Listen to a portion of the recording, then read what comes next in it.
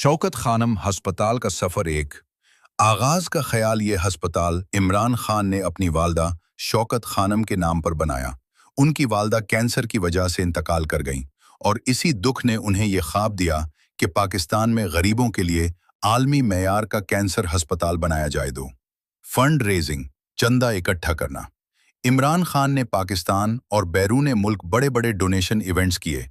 आम लोगों, खिलाड़ियों और पाकिस्तानी कम्युनिटी ने दिल खोल कर अतियात दिए। खास बात, यह मंसूबा मुकम्मल तौर पर अवामी चंदे से बना। 3 अस्पताल की तामीर 1990 की दहाई में मंसूबा शुरू हुआ। माहिर डॉक्टरों और बैनुल-अक़वामी मॉडल के मुताबिक डिज़ाइन बनाया गया। आखिरकार 1994 में लाहौर में पहला कैंसर अस्पताल खोला गया।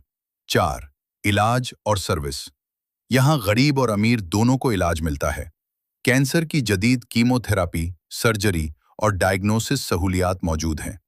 बहुत से मरीजों का इलाज मुफ्त या सब्सिडी पर होता है। 5 आज की हालत। लाहौर के बाद अब इसके मजीद मराकज़ भी हैं। यह अस्पताल आज भी पाकिस्तान का सबसे बड़ा कैंसर इलाजी इदारा समझा जाता है।